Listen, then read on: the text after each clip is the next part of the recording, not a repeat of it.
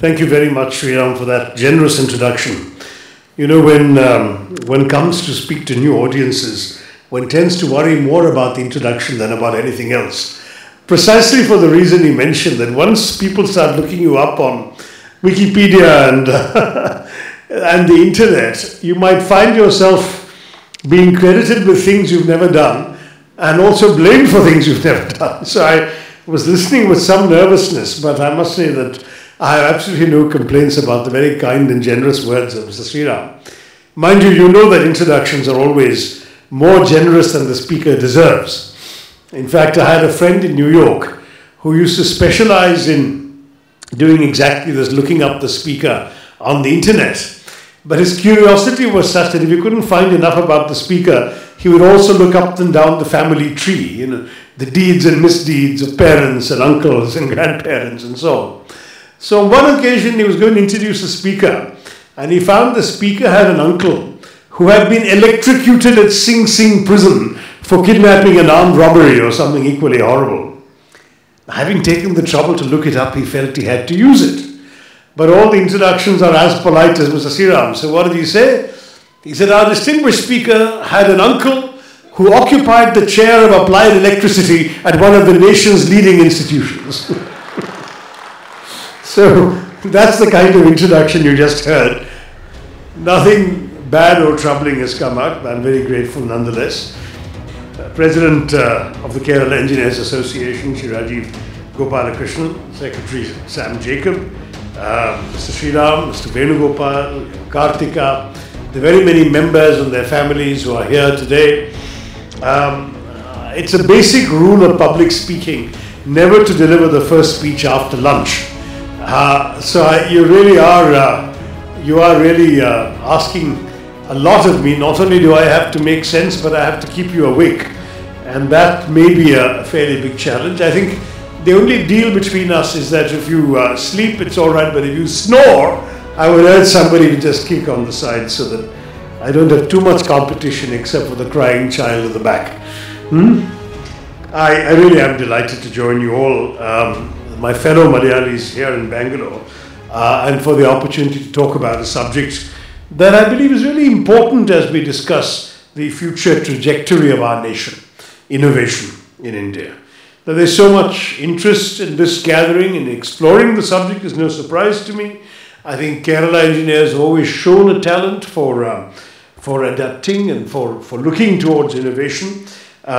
Because we need to solve our countries and our societies' traditional age-old problems through new and creative ways. India has no choice but to increasingly move towards being an innovation-driven economy that looks towards both innovation and entrepreneurship as the path to the future, and where answers can be found through fresh kinds of thinking. Driven by factors such as the availability of both domestic and international funding, consolidation that's taking place of activities by a number of firms, the evolving technology space. We hear more and more of technologies no one talked about a few years ago: artificial intelligence, robotics, data analysis. All of this that's happening, and of course the increasing demand for new products and services in the domestic and global market. We're seeing a number of startups now permeating our landscape as Indians across the board have embraced innovation with enthusiasm and spirit. And to my mind, as engineering graduates, all of you probably understand these issues far better than most others in the country, and some of you are probably yourself already contributing to the changes I'm going to try and talk about. Now, the tradition of Indian innovation is not a new one, to be sure. We know about the Indians abroad who have already proved themselves in the large number of startups that they've done in places like Silicon Valley. I read a statistic that something like 32% of every single startup in the last 10 years in Silicon Valley has involved an Indian on the board or amongst the startup group. And Bangalore deserves a name. It's probably Silicon Plateau, as we were just saying a little earlier today. There's a place near Mumbai called Powai Valley, because of the number of startups located there. So Silicon Valley's habits have spread to our country as well. Please excuse me, there'll be a bit of coughing and spluttering through the speech because I'm battling a very bad cold and cough. But I didn't want to let you down by cancelling in the last minute, so I said I'd come. Been tanking up on medicines, but if occasionally I cough and sneeze, forgive me in advance. Now, the manner in which this proliferation of startups in our country has risen has made India now the world's third largest startup ecosystem. We had 4,700 startups in 2016, and we are on course to reach 11,000 by 2020. And that, I think, suggests a much larger story. Now, the options available to us are obviously, as a result, countless. I remember after my days in college how few were the options available to graduating youngsters in the India of the mid-1970s, which is when I graduated. Even within the higher education system today, there are more subjects that one can study, more courses available that didn't exist in my college days, and far more kinds of jobs and career options which are available to today's youth than could even have been dreamt of back then. The India in which I grew up was still very much a closed, socialist, protectionist economy. International exposure was limited.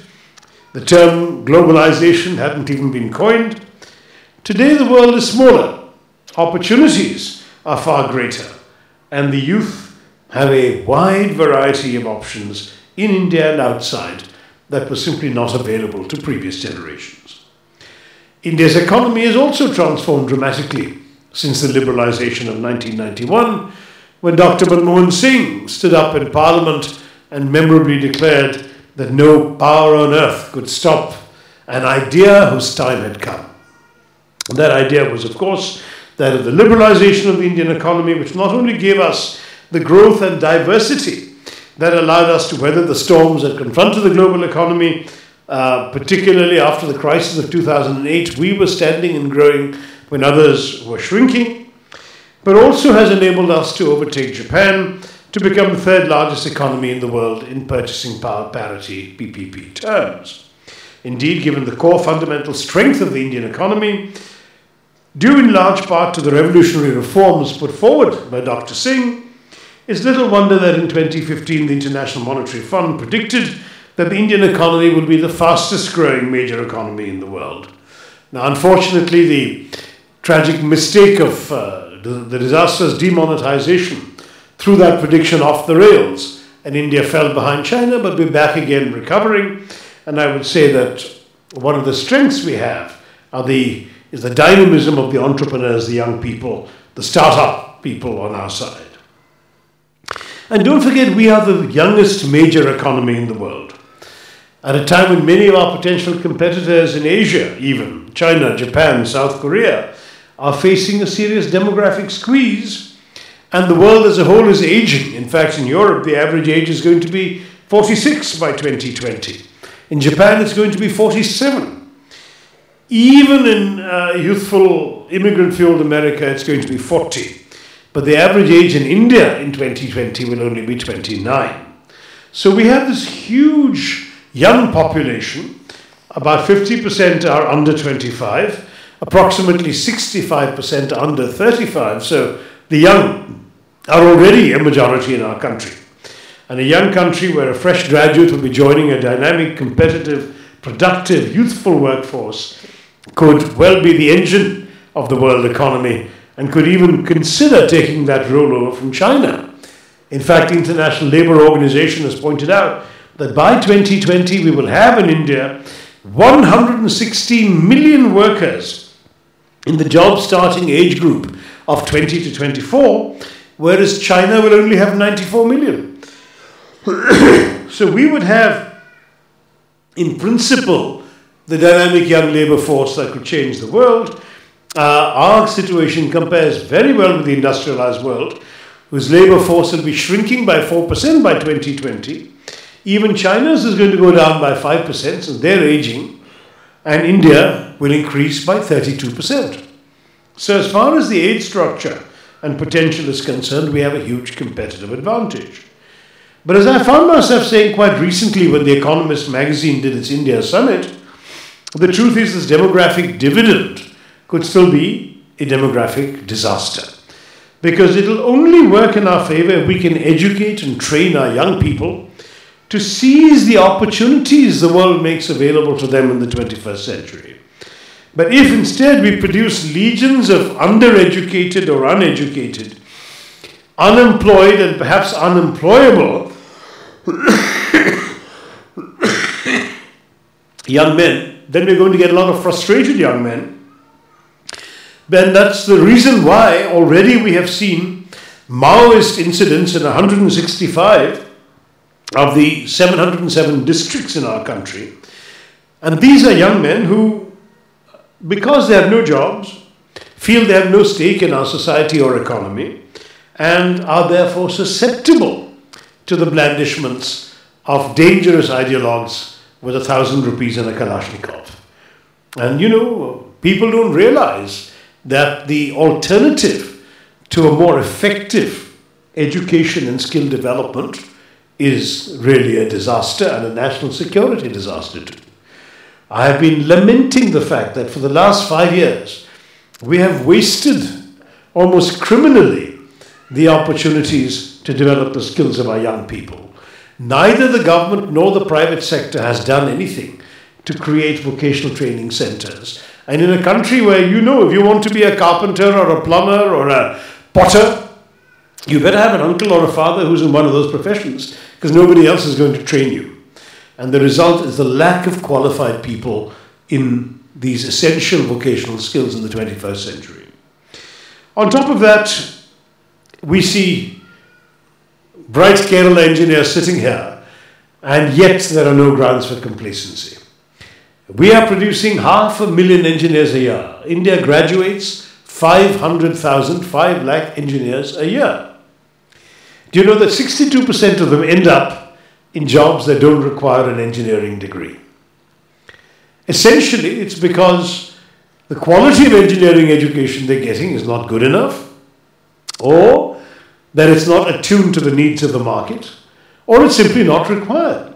And when employers are looking for skilled engineers, they turn around and say, these fellows need remedial education. So you go and see the campus of Infosys in Mysore, which I've done. It looks like an American university campus. Go and look at TCS's campus outside Thiruvananthapuram.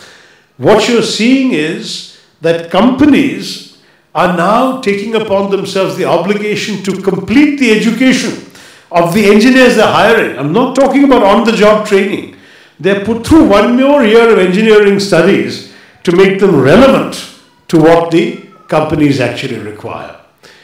And if you look at the studies that have come out from all the employers' associations, FICCI, CII, ASSOCHAM, and so on, you're really looking at a situation in which, unfortunately, there simply is no faith on the part of the employers in the quality of the graduates that are available to them. Once you get past the elite institutions, they say those are islands of excellence floating in a sea of mediocrity. And for the rest, they would rather not hire these people to do engineering jobs because they're not qualified to do them. Now, this is where I think you all come in, because harnessing young India's potential and bringing about the social and economic transformations that we all hope for will require highly educated and motivated individuals, such as all of you, to provide leadership across all the sectors of our economy. It's because of this that India's burgeoning entrepreneurial ambitions can be a significant weapon in our national arsenal as we march towards greater economic growth.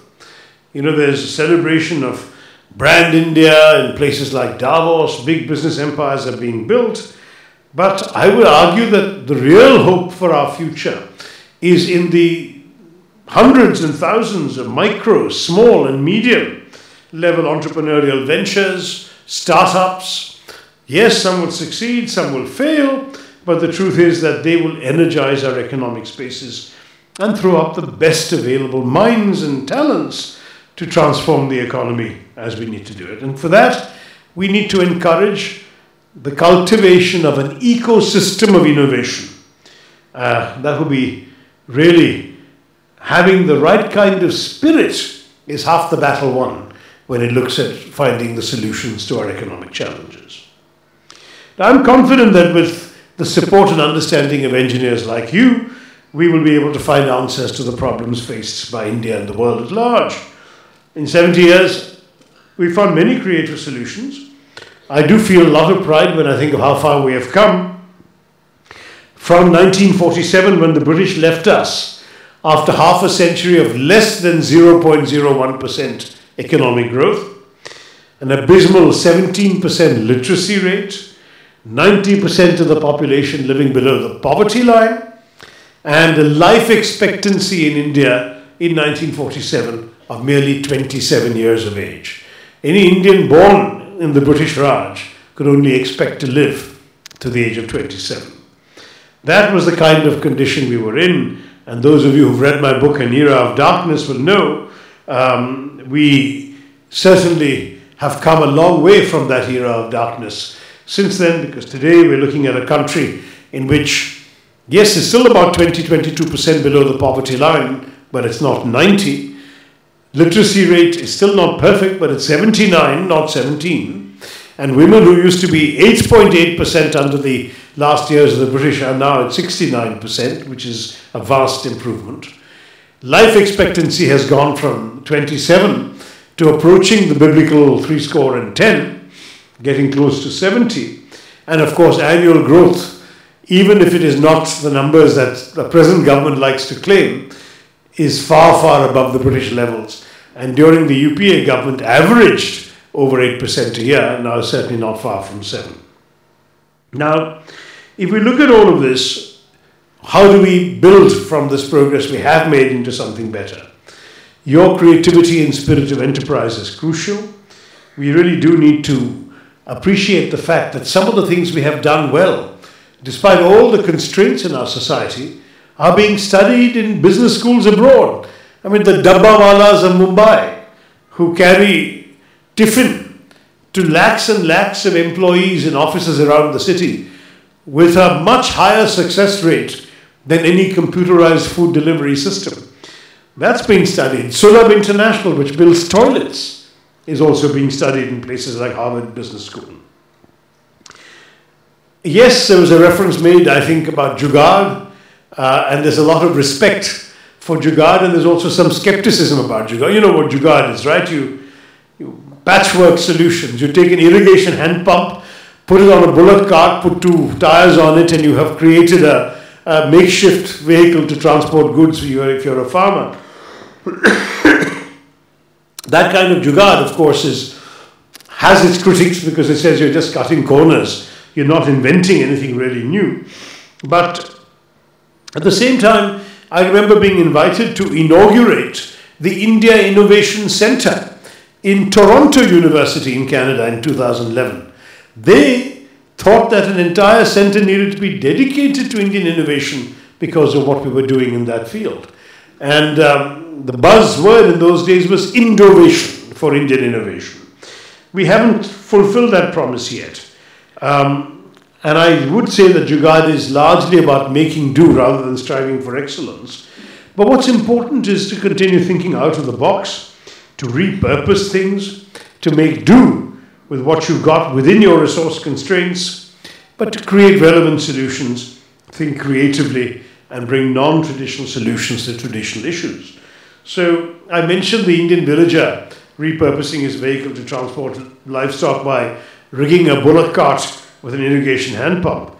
But that's not the only example. Many, many common machines and household objects are reincarnated in ways that their original manufacturers never intended. For example, in Punjab, where drinking lassi is the major activity in the summer and large quantities of it are made and drunk, somebody had the brainwave of converting a washing machine into a lassi maker so they can make actually industrial qualities of lassi. Then you've got other kinds of creative innovation in India. We are the country that invented the idea of the missed call, right? So you send your son off to university, he doesn't have enough pocket money to pay his bills. So he rings you, disconnects, and then you ring him back on your bill. I mean, that is a wonderful Indian idea. No one thought of that in the West. So those things are happening. And then generally speaking, instead of complicating or refining their products, Indian innovators tend to strip them down to their bare essentials. And the logic is always, how do we make them affordable, accessible, durable, and effective?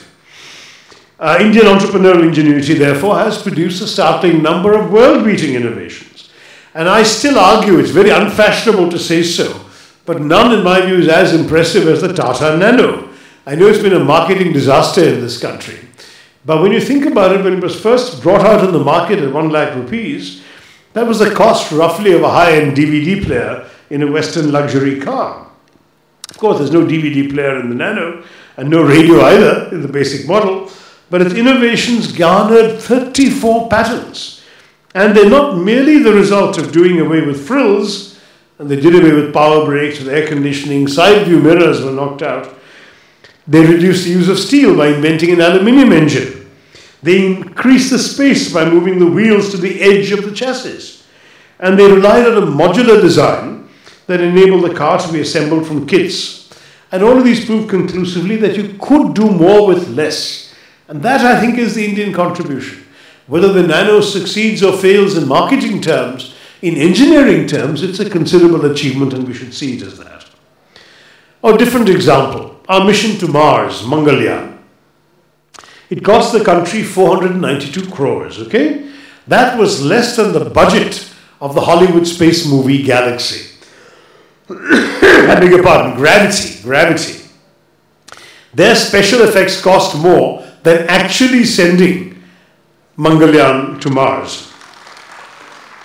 And that, by the way, was also about 11% of the cost of the NASA program. Their Mars mission is 4,500 crores.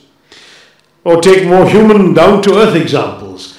We have invented in India a handheld cardiogram, the GE Mac 400, which costs about 50,000 rupees.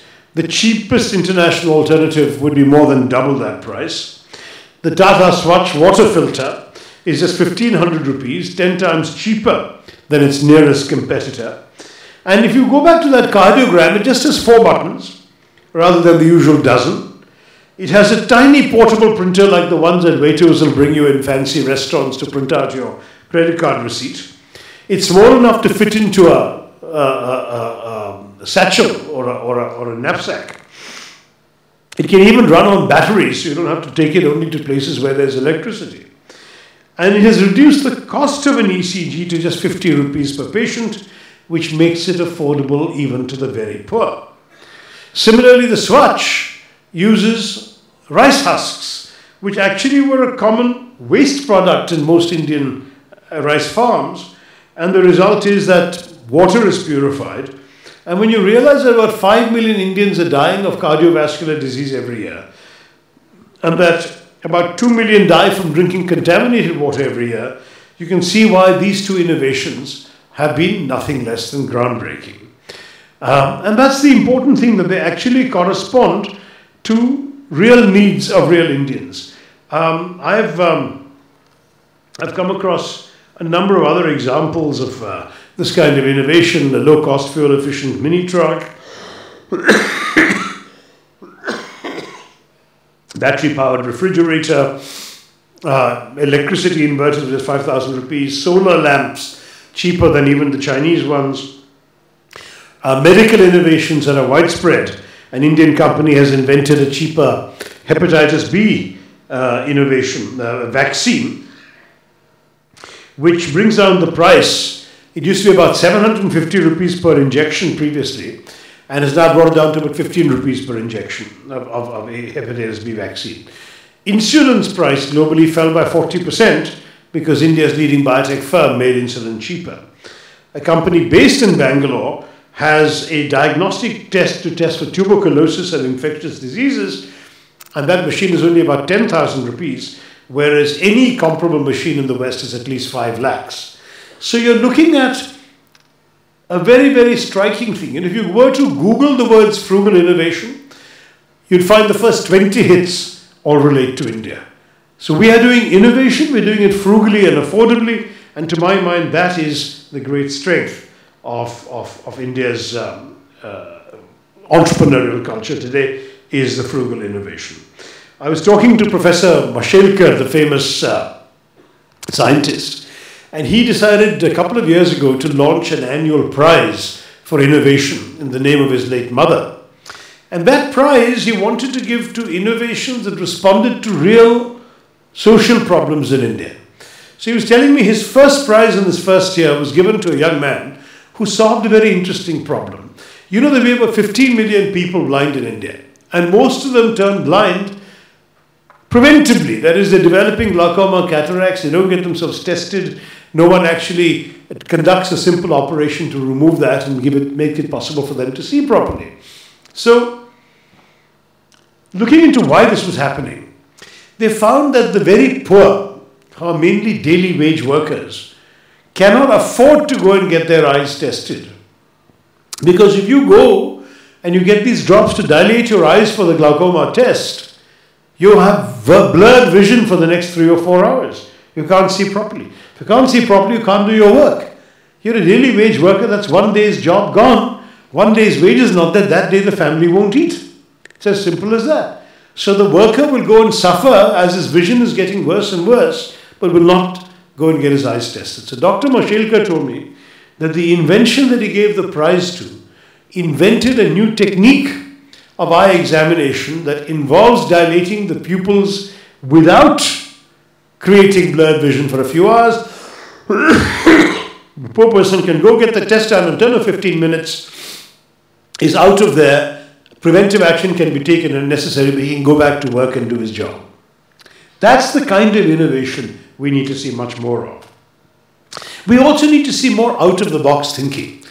If this young innovator had found a way of saying, why should eyes be tested only in one particular way? Why can't they be tested in a different way? That is, to my mind, the kind of question engineers need to be asking more and more. Some of you may have heard, especially those of you who watch my speeches on YouTube, that one of my favorite examples relates to myself. I wear glasses about 5% of my day at most, because I need them only for distance. I don't need them to read notes, I don't need them to meet people, I don't need them to eat, to read books, anything. But if I have to see something at a long distance away or watch a movie from the back of a hall or whatever, I would need glasses. And that's the only time I wear them. Now, because of that, I would frequently end up losing or misplacing my glasses. Most of the time I wasn't wearing them, and I'd either leave them on a desk and forget, or put them in a pocket and bang into a wall and break them, or in Kerala, going around in my munda, which has no pockets obviously, I would leave the glasses on my lap when I was sitting down. When I got up, the glasses would fall to the floor, somebody would step on them, they would break. And the result was that I remember the first 3 months of 2013, I lost or broke 6 pairs of glasses. And this was getting to be a bit of an expensive venture, so I was complaining to a friend, and he said, what seems to be the problem? And I said, the problem is simply this: for 150 years, people have made glasses only one way. They hang over your ears and rest on the bridge of your nose, and I happen to find that uncomfortable, so I take them off as often as possible, and that's why I lose or break them. I said, this shows that technology has stuck us with this formula. He said, no, we'll find a better way. And a few months later, he came back with what I'm wearing around my neck. Now I never need to take them out of my pocket or put them in a pocket or leave them on a table or rest them on a munda. They just hang around my neck. I forget they're there for 95% of the day. But if I need to see who's standing near that exit sign in the back of the room, I click them together with magnets in the middle, say hello to the gentleman in the back, and then I can unclick them again. A very simple innovation, but an innovation which, to my mind, shows the creativity we need to think out of the box. And that out-of-the-box thinking is precisely what we do not do enough in our country. This whole idea is not just to encourage in our schools a culture of learning what the teacher says, mugging up what the textbook says, regurgitating in the examinations. We need a culture where we ask our children from the school days onwards to ask not only why, but why not? Why can't something be done differently? Why can't something be done innovatively? Why can't we think in terms of doing something in ways that haven't been done before? Now, there may be very sensible reasons why they can't be done, but they should be explained sensibly. No teacher should say to the child, that's simply the way it is and that's what you will learn. Because by that way, of course, no learning occurs. To my mind, we need to do much more of this, of coming up with a different sort of spirit of inquiry and creativity in our schools. And as you all know in your professions as engineers, it's no use. I think just today somebody was telling me at lunch that pretty much all they learned in engineering, they essentially had to forget after 10 years of doing engineering jobs because the world had moved on, technology had moved on, new skills, new ideas, information and techniques had to be mastered. And that is very much the world is. I was reading a study in the Oxford Martin School. It was, I think, much more about the Western world, but it said that in 2030, 60% of people, 60% of the jobs available will be jobs that don't exist today. And I started using that figure on the basis of that Oxford Martin study until last week I saw a FICCI study that claims that in India only 9% of the jobs at 2030 will be jobs that don't exist today. But even 9% is a lot. Can you imagine? There are jobs that are going to come into existence that we cannot imagine. Equally, of course, some of the jobs that we thought were new and outstanding contributions we could make have started disappearing. You know, in the 1990s, when the world became connected and the Y2K revolution came and Indian IT and software became famous and all the business process outsourcing companies started in India, we in India invented a new field called medical transcription. What would happen is that doctors in America would see their patients during the day, dictate their notes into a machine. The notes would be zinged over, the voice notes, to India, where somebody with adequate medical qualifications to understand these terms would type up the notes on their computer while the American doctor was asleep. Then they would zing them back to America. The doctor would come in the morning and find all his notes of last night typed up for him by some enterprising Indian in India. Far, far cheaper, 1/4 the cost of having an American secretary do it, and do it with all the mistakes that American secretaries were likely to make. So it became a booming business. For about 10, 12 years, medical transcription was the rage.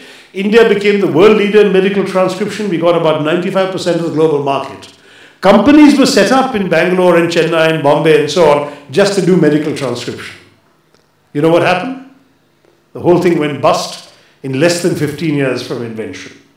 Because somebody invented sufficiently capable and sophisticated voice recognition technology that an American doctor could now simply buy the software once, talk into his computer, and his notes would come up instantaneously on the screen without the intermediary of somebody sitting in India typing it up. And now all the medical transcription companies are going out of business. That's how technology moves. When they set up those businesses 5, 6 years ago, they probably thought they were on a secure wicket. Today they've gone broke. And that means that we should be prepared similarly, that companies finding engineering solutions for 2018 may find those solutions are irrelevant in 2022.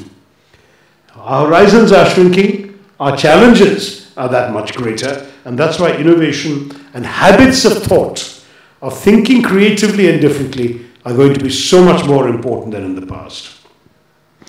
Globalization, of course, still offers us lots of interesting opportunities, but there is a resistance now. What we're seeing with Mr. Trump, what we're seeing with some European governments, is more and more closing of the doors. We are also increasingly concerned, it seems to me, with some of the darker sides of globalization, the dislocations that have come about, which in India we have not fully experienced, because so far we've by and large seen ourselves as beneficiaries of the process. I've seen a lot of smart, bright young people, both as a constituency MP and as somebody who goes out, makes speeches like this, goes to convocations, sees engineering groups. And I'm impressed by the enthusiasm, the enterprise, the idealism that many young Indians, and particularly young Indian engineers and so on, have shown over the years. They are concerned with using their education and their skills to addressing serious national problems. We have already gone, I think, with a political focus on roti, kapda or makan to an increasing focus on Bijli, Sadak and Pani as well. And now broadband or 4G will also be something that voters will demand from their politicians. But as a politician, I would say that the largest thing that I want to promote is creative thinking. Because if you have the mind that will address problems, then you will be in a position to deal with unanticipated opportunities. I've said in another speech that, again, some of you might have heard, it's on YouTube, that in today's era, you don't need a well-filled mind, because anything you want, you can find with 2 clicks of the mouse on Google. What you need is not a well-filled mind, it's a well-formed mind. It's a mind that is shaped to respond to unfamiliar issues, facts, information, and to synthesize them, to understand them, to get insights into them, and to know how to deal with them. That kind of mind is very important. I mean, in fact, engineers have long understood the value of knowing how and knowing where. I mean, I still remember that old childhood joke about the company that bought an extremely, immensely impressive machine, which is working beautifully, and then one day, of course, it stopped working, and their in-house people tried everything to get it working again. Didn't work, so they had to call the manufacturer, sent over an engineer, and the engineer went back in literally in about 15 seconds, had clicked 1 or 2 things, changed 1 or 2 things, and the machine was working again. So they were very grateful, and they asked for his bill, and his bill was very high, $10,000. He said, $10,000, 15 seconds work? And he said, $1 for the 15 seconds work, $9,999 for knowing where to do it and how to do it. So that is the essential thing, that you need to be able to apply your mind to the actual challenges and required. Now today, we in India are facing a number of challenges, but we're also seeing a number of triumphs. I don't know how many of you remember, since we all get too many WhatsApps and internet jokes, the memes that went around a couple of years ago, when at that point the freshly re-elected British Prime Minister David Cameron went off to reclaim his mandate from the Queen. And people said, look, he's driving in an Indian car, it was a Jaguar, escorted by another Indian car. The police were driving a Land Rover. And these were, of course, both owned by Tata. Now, we have shown that we have the capacity and the ability to take over some of the world's best businesses. Both Jaguar and Land Rover were failing and loss-making when Tata took them over. Today, they're thriving, hugely profitable and successful. So we can make these things work. We can get over the old stereotypes of who can excel at what in our globalizing world. But what we need in India to do is innovation, creative thinking, entrepreneurs who can lead, who can innovate, who can inspire, and who can reach out beyond the limits that their forerunners had lived with. That's what I think you all can do. Is that hot water? Thank you so much. That's what I think all of you can do. It's important that as you embark on your professional activities outside this annual conference, that you look at innovation and you look at entrepreneurship as a way of resolving some of the age-old problems of our country, and see yourselves as leaders of India in your own right. It's not really the politicians, I think, who are going to find all the solutions. Our greatest strength will be we recognize the solutions you can come up with and help you to make them a reality. I remember the old joke that no politician in India can make a speech without quoting Mahatma Gandhi at least once. So let me quote Mahatma Gandhi, who said that it is the quality of our work that will please God and not the quantity. And I think he also most famously declared, be the change that you wish to see in the world. Since quality will not come without change in our country, I think both his exhortations apply to all of you and to all of us. Change yourselves to change the world, and do so with work, ideas, innovations of highest quality. I really thank you again for having invited me to address the Kerala Engineers Association annual meeting. Thank you very much. Jai Hind.